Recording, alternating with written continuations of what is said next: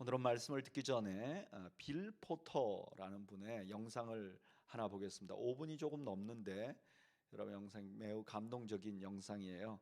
함께 5분 정도 함께 그 영상을 보겠습니다.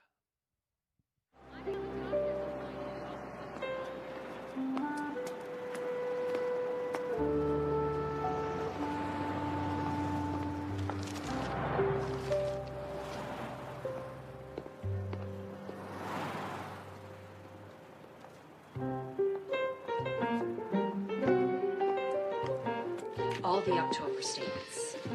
Mr. Hernandez, give me your worst route. Give me that area nobody wants.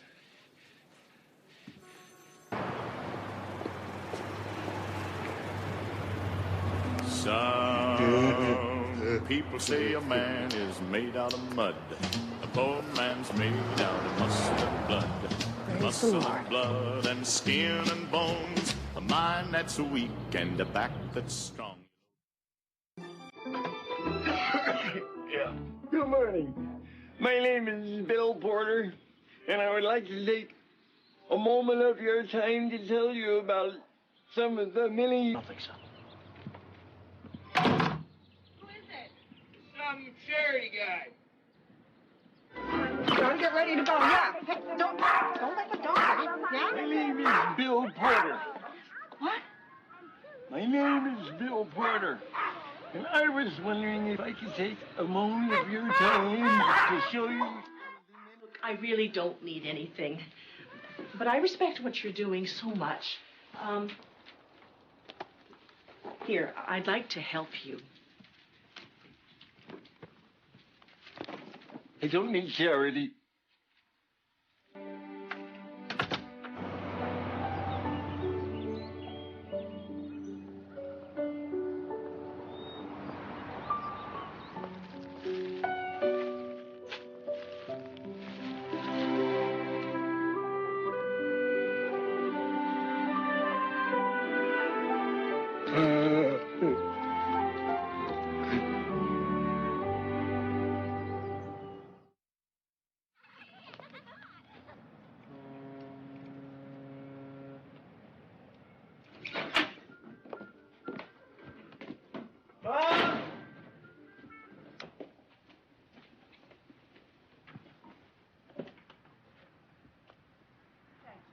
Thank you very much. I'm fine. Thank you. I'll walk you in. No, it's all right. You don't have to see me in. They said you were on Washington Street. What were you doing over there? Well, just some shopping. I wanted some shoes. Did you eat? There aren't any shoe stores on Washington Street. Why didn't you call?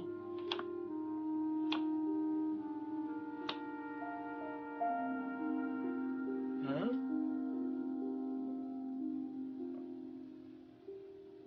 I couldn't remember our number.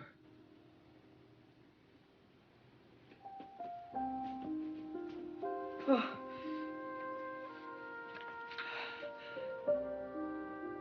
Billy, I think there's something wrong with me.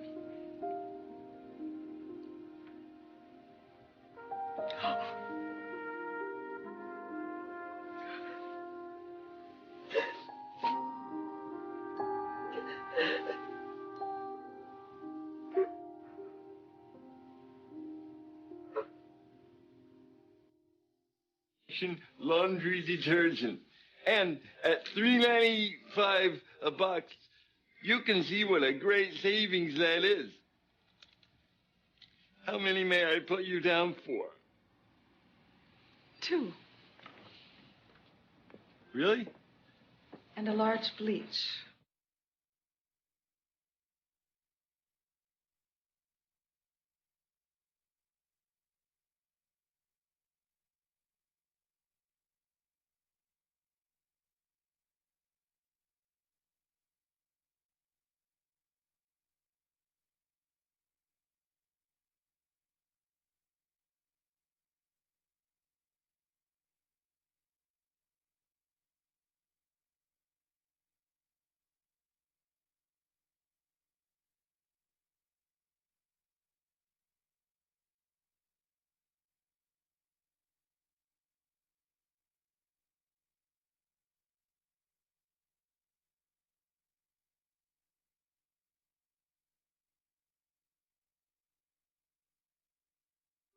are so proud to have you as a part of this company.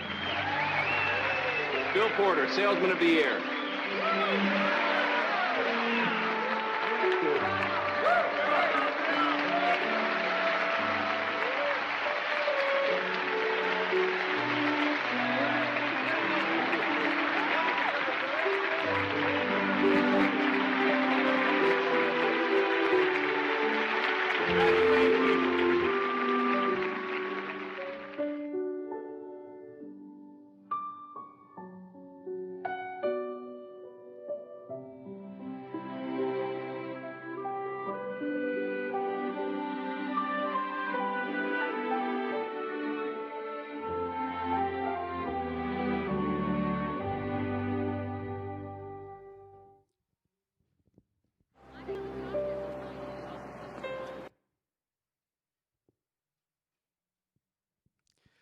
네, 여러분 영상 잘 보셨나요? 되게 감동적인 이야기죠. 그런데 오늘 저희가 함께 살펴볼 이 하나님의 말씀이 이 빌 포터 이야기에서 주는 메시지와 매우 유사한 메시지를 저희한테 주고 있습니다. 우리 한번 본문을 좀 살펴볼까요? 마가복음 4장 1절에 이렇게 시작해요. 예수께서 다시 바닷가에서 가르치시니 큰 무리가 모여들거늘 예수께서 바다에 떠 있는 배에 올라 앉으시고 온 무리는 바닷가 육지에 있더라. 그러니까 예수님께서 제자들을 가르치는데 사람들이 너무 많이 왔어요. 그래서 예수님이 배 쪽으로 타고 사람들을 무태다가 세워놓고 말씀을 전하는 중이죠. 2절에 보면 이렇게 말해요. 이에 예수께서 여러 가지 비유로 가르치시니 그 가르치시는 중에 그들에게 이르시되, 예수님이 그곳에서 가르치신 방법은 특별히 비유를 통해서 가르치는 방법을 하셨다는 거예요. 그런데 그 비유 중에 마가가 아주 생각나는 비유가 하나 있다는 거예요. 그 비유가 4절부터 8절까지의 내용입니다. 내용은 이래요. 들으라, 씨를 뿌리는 자가 뿌리러 나가서 뿌릴새 더러는 길가에 떨어지매 새들이 와서 먹어버렸고, 더러는 흙이 얕은 돌밭에 떨어지매 흙이 깊지 아니하므로 곧 싹이 나오나 해가 돋은 후에 타서 뿌리가 없으므로 말랐고, 더러는 가시떨기에 떨어지매 가시가 자라 기운을 막음으로 결실하지 못하였고, 더러는 좋은 땅에 떨어지매 자라 무성하여 결실하였으니 30배나 60배나 100배가 되었느니라 하시고. 이스라엘의 농부들은 씨 뿌릴 때가 되면 농부 그냥 씨를 막 들판에 뿌립니다. 저희같이 이렇게 심는 게 아니라 뿌려요. 그럼 그 중에 얼마는 길가에 떨어지고, 또 어떤 거는 돌밭에도 떨어지고, 어떤 거는 가시밭에도 떨어져요. 그런데 그 중에 어떤 씨들은 아주 좋은 땅에 떨어집니다. 이거 그냥 이스라엘 사람들은 들판에서 흔히 있는 얘기예요. 아주 평범한 얘기예요. 그런데 이 말씀을 하시고 나서 예수님이 이렇게 말씀하세요. 4장 9절, 또 이르시되 들을 귀 있는 자는 들으라 하시니. 이건 어떤 말이냐?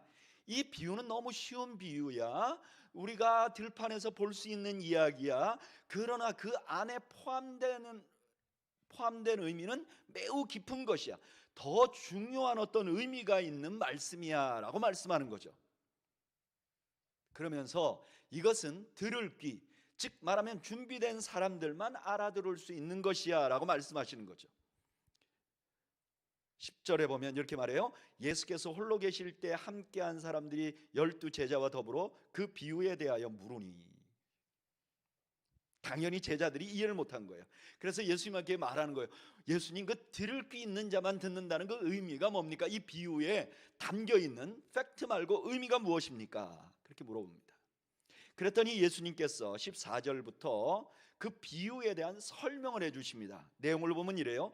뿌리는 자는 말씀을 뿌리는 것이라. 말씀이 길가에 뿌려졌다는 것은 이들을 가르침이니 곧 말씀을 들을 때에 사단이 즉시 와서 그들에게 뿌려진 말씀을 빼앗는 것이요, 또 이와 같이 돌밭에 뿌려졌다는 것은 이들을 가르침이니 곧 말씀을 들을 때에 즉시 기쁨으로 받으나 그 속에 뿌리가 없어 잠깐 견디다가 말씀으로 인하여 환난이나 박해가 일어나는 때에는 곧 넘어지는 자요, 또 어떤 이는 가시떨기에 뿌려진 자니 이들은 말씀을 듣기는 하되 세상의 염려와 재물의 유혹과 기타 욕심이 들어와 말씀을 막아 결실하지 못하게 되는 자요, 좋은 땅에 뿌려졌다는 것은 곧 말씀을 듣고 받아 30배나 60배나 100배의 결실을 하는 자니라. 14절에 이렇게 말해요. 여기 뿌리는 자는 말씀을 뿌리는 거다. 내가 비록 농부가 씨 뿌리는 것 같이 얘기했지만 이거를 너희들이 말씀 뿌리는 것으로 상상해보라 라고 말합니다. 그러면 여러분, 여기 말씀을 뿌린다 할 때 그 뿌리는 사람은 누굴까요? 2장 2절이 답을 해줘요. 우리 한번 2장 2절 볼까요? 마가복음 2장 2절에 많은 사람이 모여 문 앞까지 들어설 자리가 없게 되었는데 예수께서 그들에게 도를 말씀하시더니. 그러니까 마가복음에서 말씀을 하시는 분은 예수님이에요. 그러니까 지금 이 말씀은 이런 뜻이죠. 내가 지금 말씀 사역을 하는 걸 잘 이해하려면 농부가 씨를 뿌리는 장면을 보면 잘 알 수 있다, 이렇게 말씀하시는 거죠. 그러면 그 농부가 씨를 뿌리는 것을 보면서 예수님이 하시는 복음운동, 예수님이 전하는 말씀에 대해서 우리가 무엇을 알 수가 있는가? 첫째는 그렇게 말씀을 뿌리다 보니까 지금 말씀을 듣기는 듣는데 전혀 변화가 없는 사람들이 있을 것이다. 너무 이상하지? 근데 그거는 사탄이 그렇게 하는 거야. 그 다음에 어떤 사람들은 말씀을 들었을 때 너무 기쁘게 반응을 해. 그런데 조금만 어려움이 오면 다시 옛날로 돌아가 버려요. 그런데 그 이유는 그 말씀이 그 사람의 마음속에 깊이 뿌리 박지 않아서 그런 거야. 근데 어떤 사람은 또 듣기는 들어. 근데 얼마나 좋은지 그 의미도 알고 너무 좋아서 사람들이 그 사람에게 상당한 기대를 하는데 열매가 안 돼. 결실이 없어. 왜냐하면 이 사람에게는 마음속에 염려가 있어요, 유혹이 있어요, 욕심이 있어요. 그래서 이 복음이 자라지 못하는 거야. 그래서 이 복음을 언뜻 보면 이게 실패한 것 같지만, 그러나 농부가 씨를 뿌릴 때 이것저것 떨어져서 씨앗이 다 없어진 것 같지만 그 중에 좋은 땅에 뿌려진 씨앗은 30배, 60배, 100배의 열매를 맺지 않니? 내가 전하는 복음의 운동이 이런 것이야 라고 말하는 거죠. 그러면 이 예수님께서 말씀하시는 이 복음 전하는 것, 예수님이 말씀하시는 하나님 나라, 이 복음의 오늘 본문에서 보여주는 특징은 뭘까? 정리를 해보면 이래요. 첫째, 저를 따라하시죠. 복음에는 도전이 있다. 여러분, 이 그 네 가지 밭의 비유를 보면요, 세 가지 부분에 전부 다 뭐가 있냐면 도전이 있어요. 복음은 예수님께서 우리에게 주신 이 귀한 복음은 너무나 귀중하기 때문에 아무런 방해가 없는 것이 아니에요. 복음은요, 도전이 있어요. 여러분, 이 말씀은 이 예수님의 말씀을 기록한 마가복음을 처음 듣는 초대교회 성도들에게는 엄청난 위로가 됐을 거예요. 왜냐하면 오순절 이후에 교회가 폭발적으로 부흥을 합니다. 한 번 설교에 3,000명, 5,000명이 회개하고 돌아옵니다. 그래서 기대할 거 아니에요. 3,000명이 어저께 회개했으니까 오늘은 5,000명이 회개했으니까 이제 우리 교인이 8,000명이 되겠지. 아니, 내일이면 이 사람들이 또 전도해서 10,000명이 되겠지, 20,000명이 되겠지, 이런 기대가 있을 거 아니에요. 그런데 생각보다 많은 사람들이 교회에 들어오지 않습니다. 또 교회에 들어왔는데 처음에는 너무 기뻐서 막 이 사람들 때문에 뭐가 될 것 같은데 조금 핍박이 오니까 그냥 다 사라지는 거예요. 심지어 어떤 사람들은 꽤나 왕성하게 같이 활동하다가 얼마 후에 시들시들하더니 없어져 버리는 거예요. 그러면 이게 함께 사역하는 사람들이 너무너무 실망이 되는 거죠. 그런데 오늘 이 비유는 그런 사람들에게 이렇게 말하는 거예요. 여러분, 실망하지 마세요. 낙심하지 마세요. 그렇게 복음을 들었는데도 잠깐 은혜를 잊고 잠깐 그렇게 했지만 떠나는 것은 복음 자체에 문제가 있는 것이 아닙니다. 이거는 복음은 원래부터 도전에 직면해 있는 것입니다. 그래서 그런 현상이 생기는 겁니다 라고 말해주는 거죠. 저는 여러분들에게 동일한 심정으로 말씀드립니다. 여러분, 복음에는 도전이 있습니다. 복음은 너무나 좋은 것이기 때문에 그냥 아무런 방해가 없는 것이 아닙니다. 복음은 너무나 좋은 것이기 때문에 오히려 방해가 있어요. 어떤 방해가 있느냐? 첫째는 영적인 방해가 있어요. 여러분, 사탄이요, 우리가 복음을 들으면 방해합니다. 베드로전서 5장 8절에 베드로는 이렇게 말해요. 근신하라, 깨어라. 너희 대적 마귀가 우는 사자같이 두루 다니며 삼킬 자를 찾나니. 사자는 언제 우냐? 배고플 때 운대요. 그러니까 지금 사탄이 사자같이 우리를 넘어뜨리려고 하는데 배고픈 사자같이 넘어뜨리려고 한다는 거예요. 그러니까 열심히 우리를 넘어뜨리려고 한다는 거예요. 그래서 누가 교회에 처음 나오잖아요. 그러면 그를 넘어뜨리려고 수많은 공작을 한다는 거예요. 바쁘게 하기도 하고, 마음에 조그만 것이 꺼리끼게 만들기도 하고, 갑자기 수입이 막 높아져서 교회에 신경 쓰지 못하게 만들기도 하고, 자꾸 어려움을 준다는 거예요. 사탄은요, 이렇게 초신자들 뿐만 아니라 기존에 오랫동안 신앙생활 하던 사람들도 넘어뜨리려고 애를 씁니다. 고린도 후서 2장 10절 이렇게 말해요. 너희가 무슨 일에든지 누구를 용서하면 나도 그리하고, 내가 만일 용서한 일이 있으면 용서한 그것은 너희를 위하여 그리스도 앞에서 한 것이니 이는 우리로 사단에게 속지 않게 하려 함이라. 우리는 그 계책을 알지 못하는 바가 아니로다. 사도 바울이 이렇게 말하는 거죠. 여러분들 사이에 용서하는 거 뭐 이런 문제가 생기는데, 그렇게 할 때 우리가 이렇게 행동하는 이유는 사단에게 속지 않게 하려고 한다는 거예요. 너무나 안타까운 것은 교회를 다니는 많은 분들이 사탄의 실체를 이론적으로는 인정을 하지만 실제적인 삶에서 그걸 보지 못하는 경우가 얼마나 많은지 모릅니다. 그러니까 나는 기껏 하나님을 위해서 일하는데 사탄을 위해서 일하게 되는 경우도 생기는 거예요. 여러분, 사탄은 우리를 넘어뜨리려고 혈안이 되어 있어요. 저는 우리가 신앙생활을 하면서 우리를 방해하는 사탄의 존재가 있다는 것을 인지하는 저와 여러분들이 되시기를 바랍니다. 뿐만 아니라 사회적인 핍박도 있어요. 복음대로 살려고 하면요, 말씀대로 살려고 하면 사회적인 어려움이 있습니다. 때로는 가장 가까이 있는 가족이 박해를 해요. 남편이나 아내가 박해를 합니다. 자녀가 방해를 해요. 또 내가 너무 중요하게 생각하는 내 직장, 내 친구들이 자꾸 나를 박해해서 교회 나오지 못하도록 만드는 경우도 있어요. 또 오늘 본문에처럼 내적인 방해가 있어요. 오늘 본문은 뭐라 그러죠?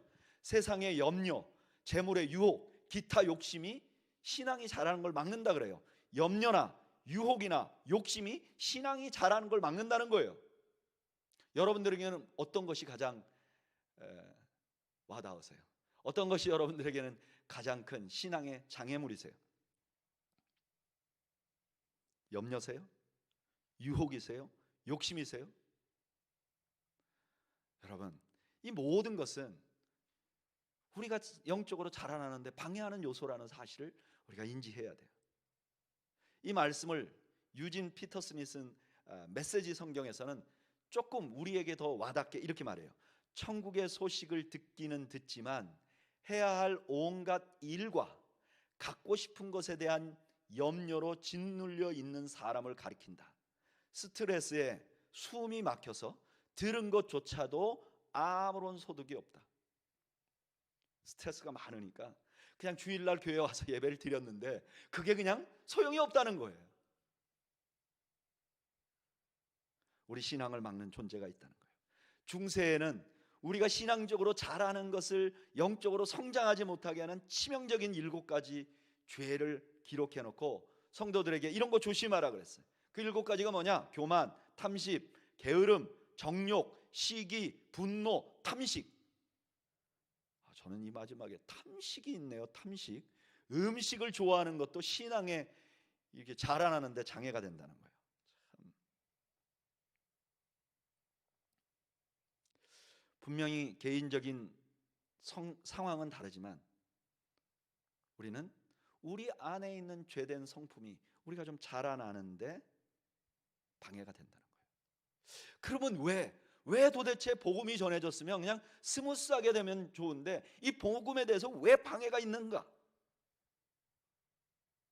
방해가 있는 이유는 당연해요. 첫째는 사탄은 우리를 방해할 수밖에 없어요. 왜냐하면 우리가 그 예수를 믿기 전에 그 사탄이 죄를 통해서 인간을 다스려 왔어요. 로마서 6장 6절에 이렇게 말해요. 우리가 알거니와 우리의 옛사람이 예수와 함께 십자가에 못 박힌 것은 죄의 몸이 죽어 다시는 우리가 죄에게 종노릇하지 못하게 종노릇하지 아니하려 함이니. 그러니까 우리가 예수 믿기 전에는 죄에게 종노릇했어요. 사탄은 죄와 죽음을 통해서 우리를 다스렸어요. 그런데 우리가 복음을 받아서 거기서 해방되려고 하는 거예요. 그러니까 당연히 저항이 있죠. 이 모습을 우리가 가장 잘 보여주는 모습이요, 출애굽기예요. 이스라엘 백성들이 애굽 나온다고 하니까 그동안 다스리던 바로가 자기 아들이 죽었는데도 끝까지 따라가서 한번 해보려고 하다가 홍해에서 수장되는 것이잖아요. 여러분, 사탄이 우리를 놓을 리가 없어요. 그리고 세상은요, 우리를 박해하게 돼 있어요. 왜냐하면 세상은 죄로 인해서 뒤틀려 버렸어요. 그래서 복음을 가진 사람이 예수 그리스도로 인해서 거듭나고 하나님의 뜻에 따라서 살려고 하면 이게 서로 잘 안 맞아요. 아마 여러분들도 그런 경험이 있으실 거예요. 예수 안 믿다가 이제 신실하게 예수를 좀 오랫동안 신앙생활 하다 보면 옛날에 내가 믿지 않을 때 아주 친했던 친구들을 만나면 좀 어색하죠. 저도 그 한 7, 8년 전에 한국을 떠난 지 한 30년 떠나고 한 30년 만에 친구들을 만났어요. 중학교 때, 초등학교 때 친구를 30년 만에 만난 거예요. 뭐 다 그 사춘기를 험악하게 보내고 갈등도 하고 고민도 하고 죄도 짓고 그랬던 친구들이죠. 그런데 30년 만에 만났는데 이 친구들은 여전히 술이 굉장히 좋고 노래방에 가서 노래를 불러야 되고, 근데 저를 만나니까 불편한 거예요. 저도 불편하고 그 친구들도 불편하고. 그래서 그 중에 믿는 친구 하나가 저한테 그렇게 만나고 나서 이런 얘기를 하더라고요. 야, 경렬아, 너를 30년 만에 보니까 너가 꼭 우리 형같이 느껴진다. 불편하다는 거죠. 여러분, 우리가 복음 안에 들어오면 이게 뒤틀려진 세상에 살면 이게 불편해야지 정상이에요. 뿐만 아니라 내가 예수님을 받아들이고 복음 안에 살기 전에 내 자신이 죄에 젖어 있던 사람이었어요. 그런데 죄에 젖어 있던 사람이 이렇게 복음으로 들어오려고 하면 이게 죄에 젖어 있던 내 자신이 그걸 저항을 해요. 요즘에 많은 사람들이 건강을 위해서 다이어트하고 운동하는 것을 결심합니다. 어느 날 내가 이렇게 몸이 점점 살이 찌고 또는 내가 이렇게 근육이 없어져서 안 되겠다, 내가 어느 날 운동을 좀 해야 되겠다 그러고선 결심을 하고 열심히 운동을 하면 그 다음날 어떻죠? 그냥 온몸이 뻐근해서 일어날 수가 없죠. 왜 그래요? 내 몸이 과거에 있던 삶의 습관에 젖어 있어서 더 나를 건강하게 하기 위한 삶의 습관을 가져오면요, 이게 내 몸이 아픈 거죠. 근육이 힘든 거죠. 당연히 평생 죄와 같이 살던 사람이 복음을 알게 되면 내가 복음에 들어왔지만 그래도 내 마음속에 욕심이나 내가 그동안 따라갔던 것들이 나를 놓지 않는 거죠. 그래서 사도 베드로는 우리에게 이렇게 말해요. 베드로전서 4장 12절, 사랑하는 자들아, 너희를 연단하려고 오는 불시험을 이상한 일 당하는 것 같이 이상하게 여기지 말고 오히려 너희가 그리스도의 고난에 참여하는 것으로 즐거워하라. 이는 그의 영광을 나타내실 때에 너희로 즐거워하고 기뻐하게 하려 함이라. 우리에게 세상이, 사탄이, 나 자신의 죄성이 내가 복음으로 가는데 방해할 때 그때 그냥 그게 당연한 것으로 여기라는 거예요. 예전에 오래전에 그 한국의 김남도 교수라는 분이 아주 유명한 책을 썼죠. 아프니까 청춘이다. 청춘이라는 건 아프니까 청춘이다. 아픈 게 당연한 것이다. 근데 저는 이렇게 말하고 싶어요. 아프니까 성도다. 성도는 고난이 있다. 성도는 방해가 있다. 뭐 아무것도 없는 것은 성도 아니다. 성도는 어려움이 있다. 지금 오늘 예수님께서는 이 비유를 통해서 우리가 복음 안에 들어오면 도전이 있다는 사실을 설명을 해줘요. 그런데 두 번째, 그렇게 도전이 있을지라도, 문제가 있을지라도 우리는 절대 포기해서는 안 된다는 메시지를 이 씨 뿌리는 비유가 우리에게 알려주는 거예요. 여러분, 문제가 있다는 것은 낙심해도 된다는 뜻이 아니에요. 오늘 본문을 보면 14절에 보면 씨를 뿌린다는 말이 현재형으로 되어 있어요. 그러니까 이게 계속 뿌리는 거예요. 내가 씨를 뿌리면 어떤 거는 돌짝밭에 떨어지고 어떤 거는 가시밭에 떨어지고, 그래도 농부는 계속 씨를 뿌려야 돼요. 중단해서는 안 돼요. 낙심해서는 안 돼요. 저를 따라 하시죠. 낙심해서는 안 된다. 중단해서는 안 된다. 여러분, 복음에 들어오는 것이 얼마나 귀한 일이에요. 예수 믿는 것이 얼마나 귀한 일이에요. 그런데 이 예수를 믿었는데 내가 살아가는 삶에서 불편함이 생긴다고 해서, 내가 염려거리를 극복하지 못한다고 해서 이 신앙생활을 포기해서는 절대로 안 된다는 거예요. 저는 제가 어렸을 때 저희 아버님이 고등학교 다닐 때 돌아가셨죠. 그래서 저희 어머니께서 가정의 가장이 되셨어요. 과부가 아이들 4명 키워야 하는 상황이었죠. 그래서 저희 어머니는 아주 진짜 억적같이 일을 하셨어요. 어느 정도로 억적 같았는가? 저는 어려서 여성들이 남성들보다 피지컬리 더 강한 줄 알았어요. 왜냐하면 어머니가 아프거나 누워있거나 뭐 피곤하다 이런 말씀을 안 하셨어요. 계속 일하셨어요. 그런데 이렇게 강한 어머니도 가끔 1년에 한 번이나 2년에 한 번은 너무 아프셔서 일어나지 못할 만큼 그렇게 아프신 적이 있어요. 그러면 그렇게 강하시던 어머니가 막 식은땀을 흘리시고 열이 펄펄 끓고, 그런데 그때 제가 기억나는 게 있어요. 굉장히 몸이 아플 때 그래도 어머니가 식사 때가 되면 일어나서 뭐를 드시려고 하세요. 그때 어머니가 이런 말씀을 하셨어요. 쌀알이 모래알 같아도 먹어야 일어난다. 그래야 일할 수 있다.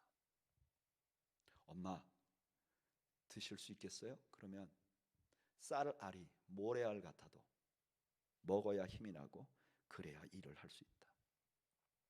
맞습니다. 우리 신앙생활에 도전이 많이 있어요. 환경적으로, 심리적으로 우리가 어려움을 겪을 수 있어요. 그러나 그렇다고 해서 놓아버리면 안 돼요. 말씀이 쌀알같이 내 입에 막 맴돌아도 말씀을 먹어야 돼요. 일어날 수 없어도 예배를 드려야 돼요. 그리고 마음에 아픔이 있어도 함께 일어나 봉사해야 돼요. 아프니까 포기하는 것은 사탄이 원하는 거예요. 하나님이 원하시는 것은, 그래, 복음은 원래 그런 거야. 너희들에게 이 복음이 들어가면 이게 너무 좋은 것이지만 그동안 너를 지배하고 있던 것들이 놓아놓지를 않을 거야. 너희들이 환난이 있을 거야. 어려움이 있을 거야. 그러나 포기해서는 안 돼 라고 말하는 거죠. 제가 한국 컴패션에서 사역을 하면서 많은 교회를 다녀봤어요. 어떤 교회는 굉장히 한국에서 건강하다고 사람들이 인정하는 교회도 가봤어요. 또 어떤 교회는 정말 분쟁이 나가지고 저희가 그 교회를 방문했는데 그 다음 몇 주 후에 담임 목사님이 사임하는 교회도 가봤어요. 그런데요, 제가 아주 건강하고 모든 사람이 그 교회 다녔으면 좋겠다고 하는 그런 교회를 방문해 보면요, 그 교회의 사람들도요 문제가 많더라고요. 그 교회 교역자들이나 그 교회 중직자들도 불만이 많아요. 그러면 건강한 교회와 문제가 생겨서 막 힘들어진 두 교회의 차이는 뭐냐? 문제는 둘 다 있어요. 그런데 건강한 교회는요, 문제가 있는데 성경 공부를 계속해요. 문제가 있는데 복음을 계속 전해요. 문제가 있는데 그 지역사회를 돌봐요. 이분들이 눈물을 흘리며 씨를 뿌리는 사람이 있는 거예요. 소위 말하면 문제가 많은 교회들은 눈물을 흘리며 씨를 뿌리지 않아요. 눈물이 나면 씨를 놓고 울기만 해요. 그러면 교회가 어려워지는 거예요. 그런데 눈물을 흘리면서 씨를 뿌리는 그 교회들은 바깥에서 볼 때는 정말 하나님의 사역을 열정적으로 하고 교회 안에가 너무 행복해 보이는 교회를 만들어 나가고 그런 한국 교회에 선한 영향력을 끼치더라는 거예요. 여러분, 이런 모습이 바로 사도들의 모습이었어요. 디모데후서 4장 2절, 바울이 디모데에게 이렇게 말해요. 너는 말씀을 전파하라. 때를 얻든지 못 얻든지 항상 힘쓰라. 범사에 오래 참음과 가르침으로 경책하며 경계하며 권하라. 때가 이르리니 사람이 바른 교훈을 받지 아니하며 귀가 가려워서 자기의 사욕을 따를 스승을 많이 두고 또 그 귀를 진리에서 돌이켜 허탄한 이야기를 따르리라. 그러나 너는 모든 일에 신중하여 고난을 받으며 전도자의 일을 하며 내 직무를 다하라. 그냥 한마디로 딱 요약해 보면요, 디모데가 사역하는 교회에 디모데 설교 싫어하는 사람들, 디모데보다는 다른 설교 들으러 다는 사람들, 디모데가 가르치는 그 바울이 가르친 정통신학이 아니라 이단신학 가르치는 사람들에게 막 돌아다니는 사람들이 많은 거예요. 그래서 디모데가 고난을 받고 있는데 그럼에도 불구하고 전도자의 일을 다하며 내 직무를 다하라 그래요. 여러분, 박해가 있다는 것은 포기하라는 의미가 아닌 것을 믿으시는 여러분들 되시기를 바랍니다. 마지막으로 이 씨 뿌리는 비유가 우리에게 알려주는 아주 중요한 메시지는, 저를 따라 하시죠. 열매가 반드시 있다는 것을 신뢰하라. 열매가 반드시 있다는 것을 신뢰하라고 지금 예수님이 가르치시는 거예요. 20절에 보면 좋은 땅에 뿌려진 씨가 있다는 것입니다. 이 씨는 4분의 1이겠죠. 그런데 그 4분의 1에 뿌려진 씨앗이 30배, 60배, 100배의 열매를 거두게 된다는 거예요. 여러분, 이건 역사적으로도 증명이 됐어요. 초대교회 때 3,000명, 5,000명이 회개하고 왔을 때요, 그 다음에 핍박이 일어났습니다. 여러분 잘 아시잖아요. 핍박이 일어났어요. 그 다음에 그 핍박 때문에 수많은 배교자가 일어났어요. 어떤 사람들은 직장을 잃고 카타콤으로 들어가야 했어요. 어떤 사람들은 공개적으로 처형이 되어야 됐어요. 어떤 사람들은 반사회적인 집단으로 취직을 받았어요. 이제 기독교는 끝났다, 복음은 끝났다 라고 생각할 그때로부터 복음은 온 세상을 덮기 시작했어요. 여러분, 그리고 이것은 개인에게도 마찬가지였어요. 주님의 제자 베드로를 보세요. 얼마나 많이 실패했어요. 복음이 들어가긴 들어가는데 이 사람 속에서 뭔가 열매가 돼서 나타나질 않아요. 여러분, 예수님을 처음부터 따라다닌 베드로가 예수님 앞에 사탄이라는 소리를 들어요. 십자가 앞에서는 도망가 버려요. 그래서 베드로에게 뿌려진 예수님의 말씀은 다 완전히 실패한 것 같아요. 그러나 예수님이 십자가에 달려 죽으시고 부활하신 이후에 베드로는요, 초대교회 최대 전도자가 됩니다. 초대교회 지도자가 돼요. 그리고 수많은 제자들을 양육합니다. 그 양육된 제자 중에 한 사람이 오늘 마가복음을 쓴 마가예요. 그리고 이 마가를 통해서 마가복음이 써지고 예수님에 대해서 우리가 분명하게 알 수 있도록 은혜를 입게 되는 거죠. 여러분, 복음이요, 열매가 생깁니다. 나도 모르는 사이에 내 삶을 풍성하게 만들어요. 고린도후서 9장 10절 이렇게 말해요. 심는 자에게 씨와 먹을 양식을 주시는 이가 너희 심을 것을 주사 풍성하게 하시고 너희 의의 열매를 더하게 하시리니. 우리를 풍성하게 한다는 거예요. 우리 씨를 뿌리지만 이게 어떻게 될지 모르지만 우리 주님이 풍성하게 한다는 거예요.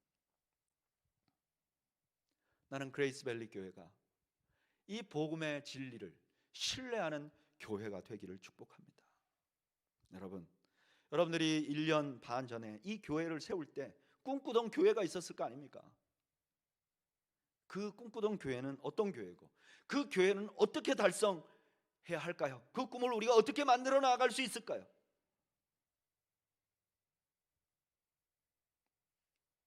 저는 알 수 없어요. 그러나 분명한 건 있어요. 그 꿈을 위해서 눈물을 흘리며 씨를 뿌리는 성도들이 있을 때 그게 현실화된다는 거예요. 잘 되고 안 되고 문제가 있고 없고는 우리에게 포기하라는 메시지가 절대로 아닌 것을 믿으시기를 바랍니다. 하나님이 주실 열매를 신뢰하고 눈물을 흘리며 씨를 뿌리는 그 사람에게 하나님께서는 아름다운 공동체를 주시는 거죠. 여러분, 이것은 우리 자신에게도 그렇습니다.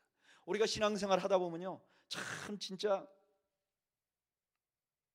10년 20년 신앙생활하고 주님 앞에 헌신하고 그러면 내가 언젠가는 좀 내가 봐도 내가 든든하게 좀 서는 그런 날을 우리가 기대하잖아요. 그런데 그냥 현실에 부딪히면 우리가 매번 판판이 신앙적으로 깨지잖아요.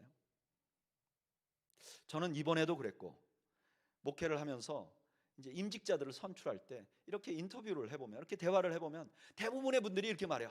목사님, 제가 그 직분에 참 어울리지 않습니다. 제가 아직 너무 부족합니다. 저는 그런 말을 들으면요, 정직하다고 생각하고 저도 동의한다고. 왜냐하면 제가 저를 봐도 그렇거든요. 제가 저를 봐도 지금 목회자로 돼서 담임 목사를 한 지 몇 년을 했는데도 여전히 저 자신을 보면 이게 지금 매일매일 아침에 하나님 말씀 앞에서 부끄럽기 그지없고, 이게 언제쯤이나 잘하고 언제쯤이나 예수님 말씀 담는가, 그런 생각이 들죠. 그러나 그렇다고 해서 우리가 신앙생활을 포기하라는 사인은 아니죠. 조금만 더 견뎌야죠. 우리가 실망하지 말아야죠. 기다려야죠. 견뎌야죠. 주님이 그렇게 말하는 거예요. 기다리라, 조금만 참으라, 조금만 견디라, 인내하라. 여러분, 이 신앙의 원리는 우리가 살아가는 모든 실상생활에도 그런 것 같아요. 우리 모두가 하나님으로부터 참 많은 선물들을 받아요. 그 선물들이 어떤 때는 가정일 수도 있어요. 어떤 때는 좋은 직장일 수도 있어요. 어떤 때는 이 미국으로 이민 온 삶일 수도 있어요. 우리에게 하나님께서 좋은 선물들을 주셨어요. 그런데 그 선물들이 분명히 좋은 선물들이긴 하지만 그렇다고 해서 그 선물에 문제가 없는 것은 아니에요. 우리가 살아가다 보면 가정이 문제가 생겨요. 또 직장에서 내가 이거 지금 정말 돈만 아니면 그만두고 싶다, 그런 한계점을 도달하게 돼요. 또 그 외에 이 이민생활이나 혹은 이 대인관계나 모든 게 한계에 와 있다고 생각될 때가 와요. 한계에 와 있고 문제가 있다는 것은 그만두라는 뜻이 아니에요. 한계가 있고 문제가 있다는 것은 네가 그것을 어떤 가치로 보고 있는가, 그것이 복음으로 보이는가, 그게 하나님의 선물로 보이는가, 다시 한번 보라는 거예요. 그리고 하나님이 주신 선물에서 생겨날 열매를 확신하고 인내하고 기다리라는 거예요. 저는 한국에서 목회를 할 때 제가 보니까 한 30대 후반에서 40대 중반까지의 한국의 많은 가정들이 좀 어려움을 겪는 것 같아요. 아이들 막 자라나야지, 경제적으로 필요는 많은데 경제적으로 막 좀 어렵죠. 각자가 직장에서도 막 어렵죠. 그러니까 그 부부들이 참 갈등을 많이 해요. 그렇게 갈등하는 부부들에게 제가 가끔 해준 말이 있어요.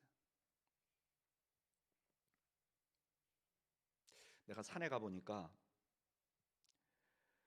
봄꽃이 참 아름답지. 봄에 가면 봄꽃이 어디가 유명하다 하는데 가보면 꽃들이 화려해서 너무너무 좋아.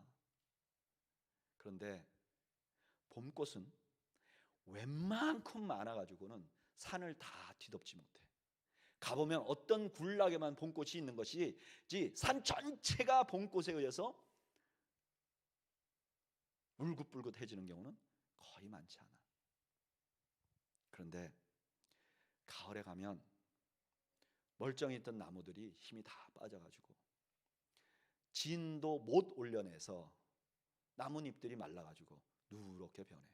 우리가 그것을 단풍이라고 말하는데, 그 누렇게 변한 단풍은 산을 온통 물들여버리고 산을 진짜 아름답게 만들어. 진정 아름다운 부부는 중년 이후에 아름답게 꽃피어야 그게 진짜지. 조금만 기다려봐. 조금만 기다려봐. 힘 빠질 때까지만 기다려봐. 그럼 열매가 생길 거야. 잘 귀담아 들으셨는지 그러지 않으셨는지는 몰라요. 그러나 저에게 와서 물어보는 분들에게는 그렇게 말해요. 여러분,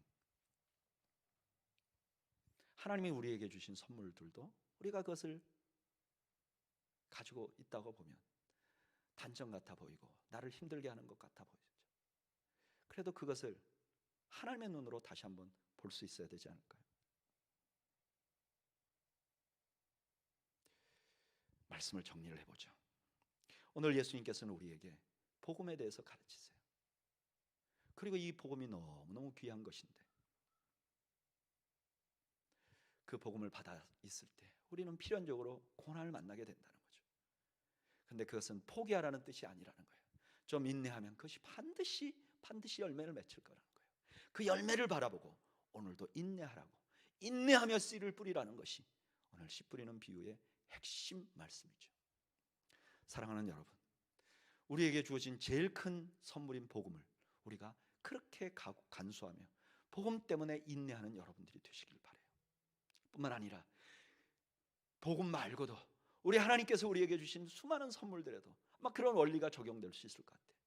조금만 더 인내하시죠. 조금만 더 참으시죠. 끝까지 참으시죠. 그러면 그 하나님이 주신 열매가, 선물이 우리에게 열매가 될 줄로 압니다. 우리 아까 본 영상에 성경 구절 하나가 나왔어요. 야고보서 5장 10절. 저는 오늘 이 본 말씀을 다 같이 한번 읽고 말씀을 마치고자 합니다. 야고보서 5장 10절, 11절. 가정에 계신 여러분들도 함께 저와 함께 말씀을 읽으면 좋겠어요. 천천히 읽겠습니다. 형제들아, 주의 이름으로 말한 선지자들을 고난과 오래 참음의 본으로 삼으라. 보라, 인내하는 자를 우리가 복되다 하나니 너희가 욥의 인내를 들었고 주께서 주신 결말을 보았거니와 주는 가장 자비하시고 긍휼히 여기시는 이시니라. 아멘. 우리 잠시 눈을 감고 한 1분 정도 묵상으로 기도하겠습니다.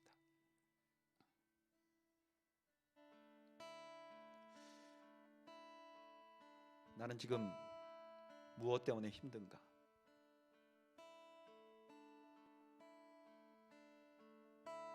나는 혹시 나를 힘들게 하는 그 요소 때문에 하나님이 주신 원래적인 선물까지 놓아버리려고, 포기해버리려고 그러고 있지는 않은가?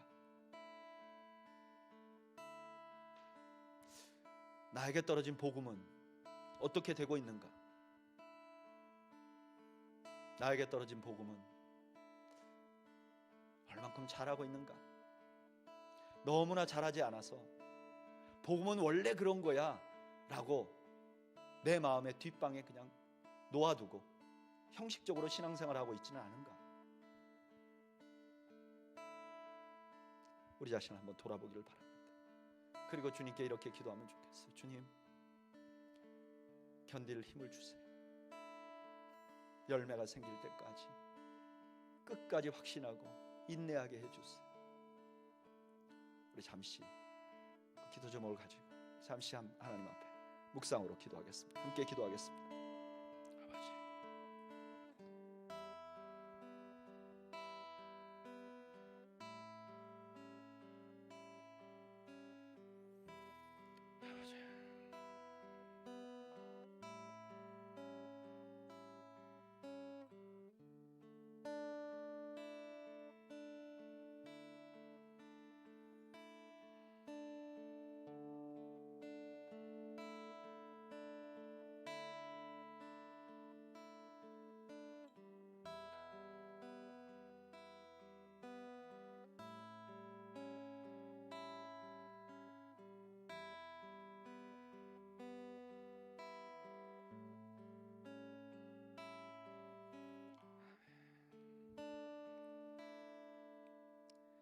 이제는 우리 구주 예수 그리스도의 은혜와 하나님 아버지의 그 크신 사랑과 성령님의 함께하심, 오늘 방해가 있을지라도 인내하며 열매를 기대하라는 주의 말씀을 듣고 오늘도 인내하며 복음의 열매를 맺고 삶의 열매를 맺기로 다짐하는 주의 백성들 머리머리 위와 이들의 가정과 생업 위에 지금으로부터 영원 무궁토록 함께 있을지어다. 아멘.